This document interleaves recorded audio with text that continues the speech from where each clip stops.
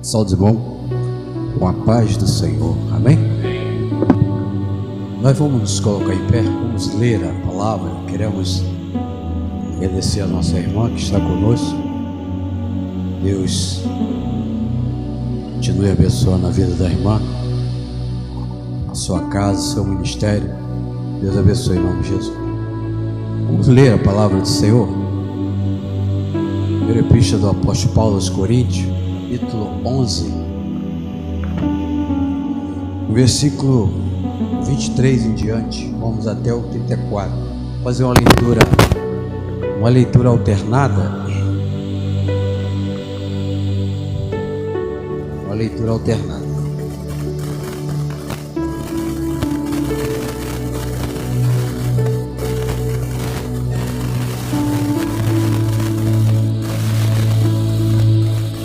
Amém, irmão? Diz assim a palavra do Senhor, versículo 23: porque eu recebi do Senhor, que também vos ensinei, que o Senhor Jesus, na noite em que foi traído, tomou o pão. E tendo dado graças, o partiu e disse: tomai e comei, isto é meu corpo que é partido por vós, fazei isto em memória de mim. Semelhantemente, também depois de ceiar, tomou o cálice, dizendo: este cálice é o novo testamento do meu sangue. Fazei isto todas as vezes que beberdes, em memória de mim. Porque todas as vezes que comerdes esse pão e beberdes esse cálice, anunciais a morte do Senhor até que venha. Portanto, qualquer que comer este pão ou beber o cálice do Senhor indignamente, será culpado do corpo e do sangue do Senhor. Examine-se, pois, o homem a si mesmo, e assim coma deste pão e beba deste cálice. Porque o que come e bebe indignamente, come e bebe para a sua própria condenação, não discernindo o corpo do Senhor. Por causa disso, há entre vós muitos fracos e doentes, e muitos que dormem. Porque se nós julgássemos a nós mesmos, não seríamos julgados, mas quando somos julgados, somos repreendidos pelo Senhor, para não sermos condenados com o mundo. Portanto, meus irmãos, quando vos ajuntais para comer, esperai uns pelos outros. Mas se algum tiver fome, coma em casa, para que vos não ajusteis para a condenação. Quantas demais coisas ordená-las-eis quando for ter convosco. Amém. Deus querido santo, muito obrigado, Deus, por esse momento único em nossas vidas, quando diante de Ti estamos diante do Senhor, neste dia, Pai, especial, que é o dia que separamos para participar do pão e do sangue do Senhor. Muito obrigado, Deus querido, pela vida de cada um que aqui está. Obrigado, meu Deus querido santo, pela morte do Senhor Jesus na cruz do Calvário. Muito obrigado, Pai querido, porque nós não tínhamos, ó Deus, direito nenhum, mas o Senhor entregou o seu Cristo, o seu Filho Jesus, trouxe na cruz do Calvário, para que assim nós pudéssemos ter direito de salvação. Pai querido, hoje é dia de festa, hoje é dia ao qual nós relembramos esse sacrifício da cruz, o sacrifício do Calvário, que não foi fácil, que não, para homem nenhum, ó Pai querido, eu creio que aguentaria o que o Senhor Jesus, o nosso Jesus, passou na cruz do Calvário. Assim, ó Pai, continua conosco até o final, assim eu te agradeço, em nome de Jesus, amém, e graças a Deus. Pode sentar, vamos falar um pouquinho nos versículos, versículo 26 até o 33, quando nós iremos falar um pouquinho sobre, estava passando a igreja de Corinto, e se nós hoje não optarmos, não estivermos atentos a esses 4 olhares, nós estamos perdidos. Sabe por quê? Porque o primeiro olhar, qual é o primeiro olhar? O primeiro olhar está no versículo 26, que ele vai dizer assim, ó: porque todas as vezes que comerdes este pão ou beber o cálice do Senhor, anunciai a morte do Senhor. Se nós não olharmos lá para 2000 e alguns anos para trás, se nós não optarmos para esse olhar de 2000 para o sacrifício, para o que Jesus passou, pelo sacrifício, pelo horror da cruz, pela cruz sangrenta, pelo madeiro, pela coroa de espinho, se nós não olharmos lá para trás, né? Se nós não olharmos lá para trás, nós vamos ficar. Como que nós podemos assim estar diante do Senhor Jesus, se nós não olharmos para o passado, para ver o que aconteceu com Jesus, o sacrifício dele? Se nós não nos colocarmos na posição e olharmos para trás e ver o sacrifício da cruz, como nós podemos participar da ceia? Como nós poderemos participar da ceia se nós não olharmos e não nos colocarmos na posição de Jesus, o que ele passou lá atrás, o sacrifício, todo o horror da cruz? Porque o versículo vai dizer que, porque todas as vezes que comerdes este pão, não é?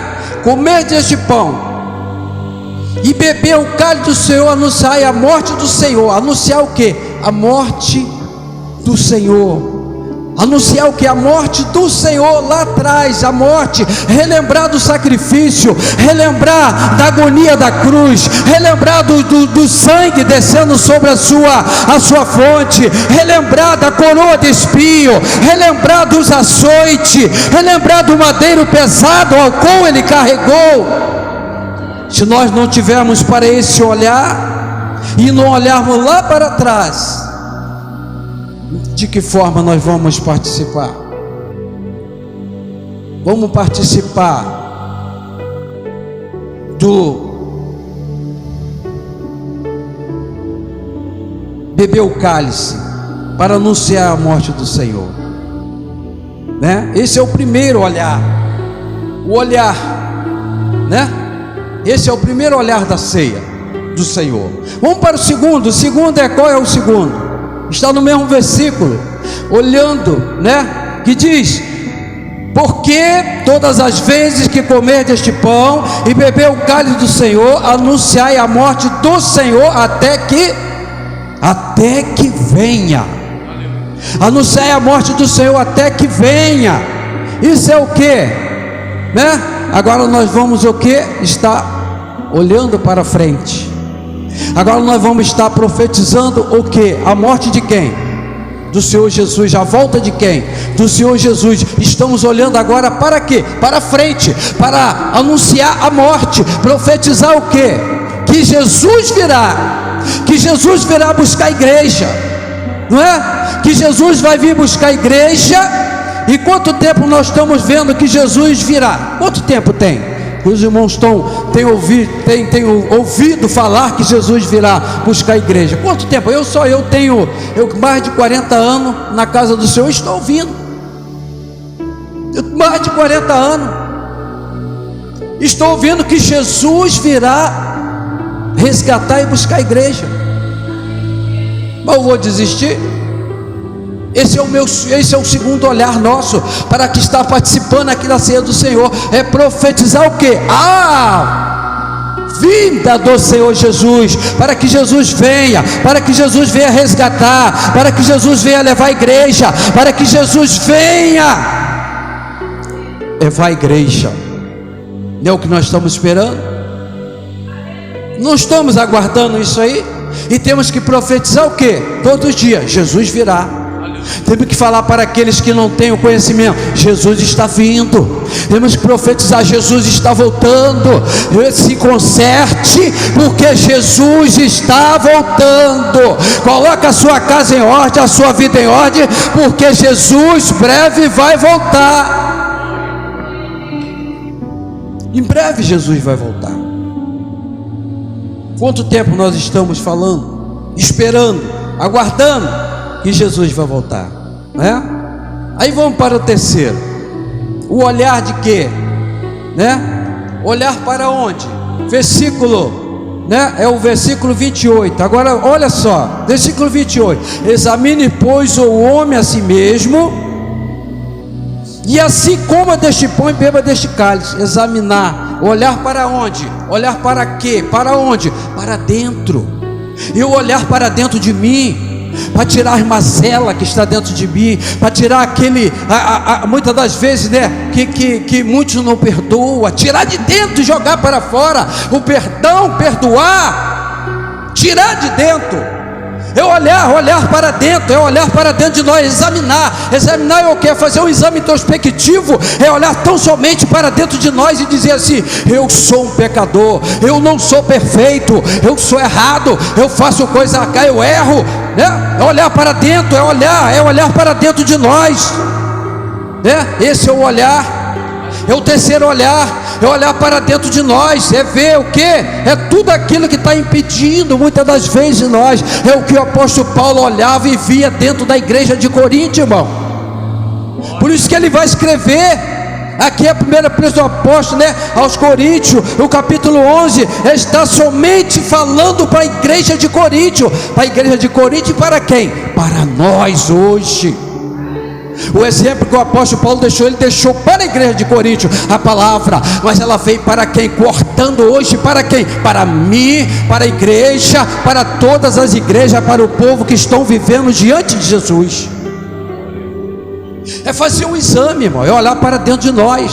Não é difícil isso? Olhar para dentro de nós e reconhecer o que nós somos, o que nós temos que fazer para melhorar. Era que o apóstolo Paulo queria mostrar para eles, para mostrar tão somente para aquele povo como eles teriam que fazer. Eles teriam que, o apóstolo Paulo queria trazer para a igreja de Corinto, sabe o que ele queria trazer? A comunhão. É o que nós estávamos estudando hoje pela manhã aqui. É a comunhão da igreja, é a união, a comunhão. O apóstolo Paulo queria mostrar isso para a igreja de Corinto, mas eles não entendiam. Por isso ele escreve, ele veio escrever essas palavras: examine, pois, o homem a si mesmo, e assim coma deste pão e beba deste cálice. Por quê? Porque o que come e bebe indignamente, come e bebe para a sua própria condenação, não discernindo o quê? O corpo do Senhor. Aí nós não temos discernimento do corpo do Senhor quando nós não olhamos para dentro de nós, lá no fundo, para dentro do nosso coração, para dentro do nosso ser. Aí entra no versículo 29, né? Não, versículo 30. Por causa disso é entre vós muitos fracos e doentes, e muitos que dormem. Muitos fracos. Não é assim, não acontece? Muitos doentes e muitos que dormem. Dormir, né? Quer dizer o que? Dormir espiritualmente, mas dormir também o que? Dentro da igreja. Quantas vezes a igreja está lotada? Eu conheço uns varões que eles vão para a igreja, eles se preocupam muito com o que eles têm que fazer. Quando eles vão para a igreja, eles não dormem só espiritualmente, eles dormem mesmo. Eu já estive perto de pessoas dentro da igreja que eu escutava o ronco. Então não dormir somente espiritualmente, como o apóstolo Paulo está dizendo, mas também dormir de que forma? Dormir verdadeiramente, dormir como nós dormimos. Isso acontece, irmão. Igreja grande, aí senta lá e começa. Tem muitos que estão atentos à palavra do Senhor, mas tem muitos que sentam ali. Igreja com ar-condicionado, imagine 40 graus lá fora, sentadinho numa cadeira almofada. Aí vai mimir, falar igual o outro, né? Aí mimir à vontade. Aí muitas das vezes está dormindo espiritualmente, né? E dormindo também, como nós fazemos, dormindo também. Não é assim? Então, é um perigo. É um perigo, irmão. É um perigo isso daí. O apóstolo Paulo, ele traz verdadeiramente para a igreja como eles teriam que se comportar. E o quarto, para nós encerrarmos, e o quarto olhar, né? Olhar para onde? para o lado. Sabe o que acontecia com a igreja de Corinto? Ela era perversa. O povo que vivia ali era perverso. Eles viviam de uma forma na promiscuidade, né? Vivia de outra forma. Vivia com egoísmo um para com o outro. Não era fácil não, irmão. Eles não eram fácil. Por isso que foi preciso o apóstolo Paulo chegar no fundo, no profundo, e trazer para eles essa palavra. Aí olhar para o lado, o quarto e último, olhar para o lado, né? O verbo esperar. Qual é o significado do verbo no original? Esperar é o que? Repartir e dividir. Lá no original, repartir, esperar, né? Aí veio o versículo, né? Portanto, meus irmãos, quando vos ajuntai para comer, esperai uns pelos outros. Sabe por que o apóstolo Paulo traz para ele esperar uns pelos outros? Porque ninguém se importava com o outro. Era dado como uma festa, sabe de quê? A festa do amor. Era, né? Era como a festa do amor. Ali a igreja de Corinto vivia, tinha essa tradição, a festa do amor. Aí se juntavam os milionários, os que podiam mais, e se juntavam naquele lugar e nem sequer olhava para o lado, irmão. Olhar para o lado, para quem? Para quem está precisando, para quem estava numa situação difícil e não tinha para comer. E aí ele vai dizer que muitos comiam, outros o quê? Embriagava. Por quê? Porque comia demais. Por quê? Porque não repartia, não dividia para aqueles que precisavam também participar junto. O apóstolo Paulo queria somente a comunhão da igreja, mostrar para eles que tinha que ser com comunhão, tinha que estar no partir do pão, tinha que estar junto. E eles faziam o quê? Fazia tudo ao contrário. Aí olhar para o lado, né? Vos ajuntais para comer, esperar uns pelos outros. Esperar uns pelos outros é o quê? É olhar o quê? A necessidade do irmão. Está o quê na casa do irmão? Está precisando de quê? Está precisando de pão, está precisando de alimento, está precisando disso. Hoje não está diferente, tem que se preocupar, tem que fazer empatia, que nós estávamos falando hoje de manhã. O que é empatia? Eu me colocar no seu lugar e viver a sua situação, a sua dor, os seus problemas, né? Morreu o parente, está triste, está lá, abraça o irmão, deixa ele chorar. Temos que falar assim: não chora não sei o que, chora sim, abre a boca com vontade, coloca tudo para fora. Aí vai fazer a empatia, chega lá e já junta com o irmão, abraça ele e sinta o que ele está passando, e vai sentir o que ele está vivendo, a dor dele. Isso é empatia. É o que não acontecia com a igreja de Corinto, irmão. O apóstolo Paulo vem e puxa mesmo a orelha da igreja, do povo que estava ali, porque eles teriam que tomar uma posição. Eles teriam que tomar um rumo na vida, teriam que tomar uma posição para que pudesse andar de outra forma e não andar de qualquer jeito, né? E tirar e olhar não somente, né? Olhar para o lado, olhar para ver a situação do outro, sentir na carne o que o outro está passando. É dessa forma.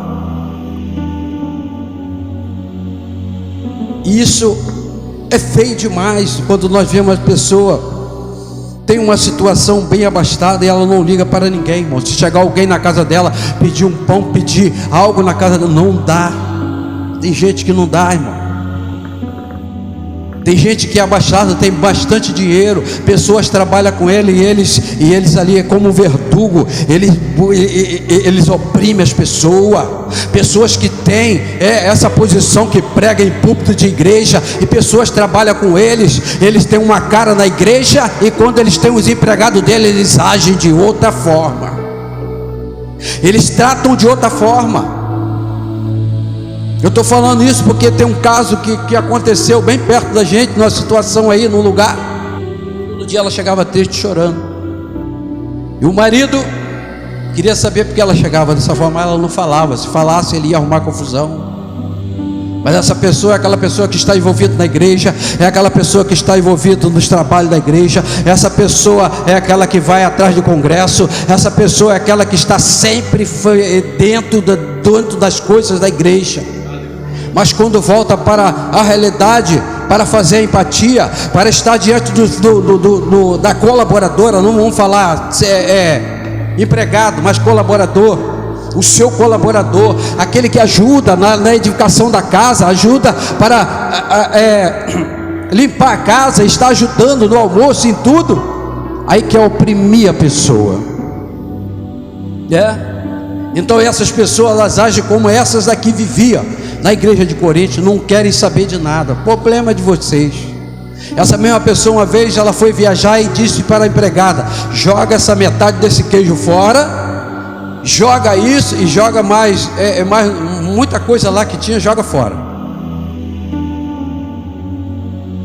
A menina chega, não jogou fora, ficou com pena e levou para casa. Quando ela voltou, ela foi falar: fiquei com pena de jogar aquele queijo e aquela coisa fora. E eu falei para você que era para jogar fora, e eu quero que você me obedeça.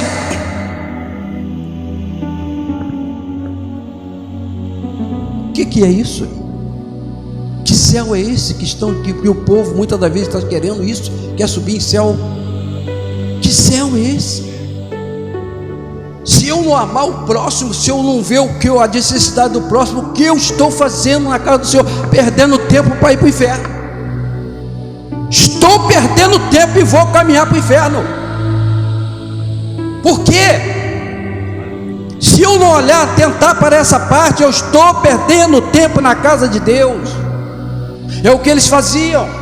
É o que o apóstolo Paulo foi preciso buscar, puxar a orelha deles e mostrar como eles teriam que agir para que houvesse a comunhão na igreja. Então, querido, que nós possamos, se alguma coisa nós temos errado, nós temos que nos policiarmos e buscarmos a fazer o que é certo, porque senão nós estamos perdendo tempo.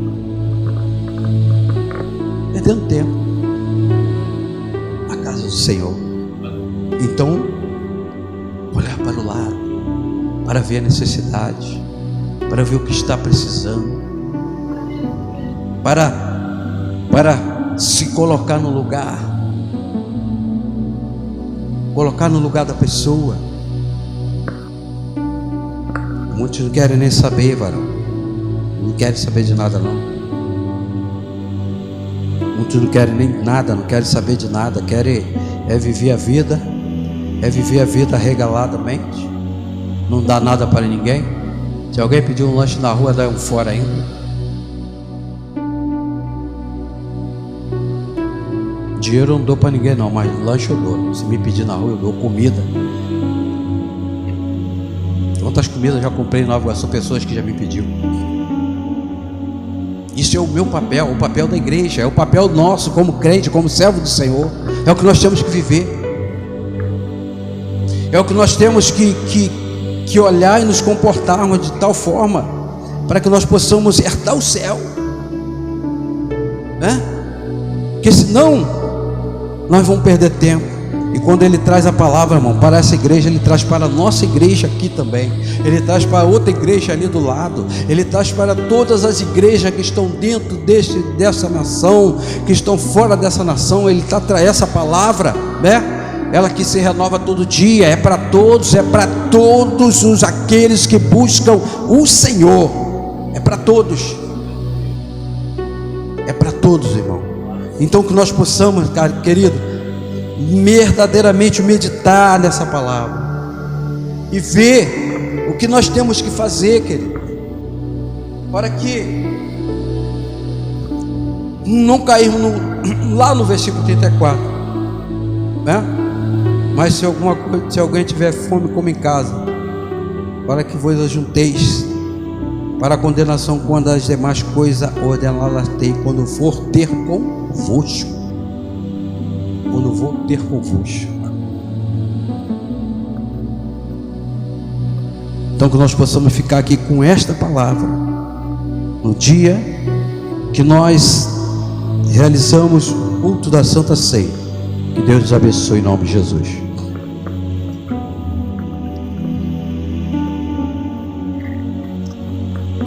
Vou dar os pré-diáconos e os diáconos se aqui na frente.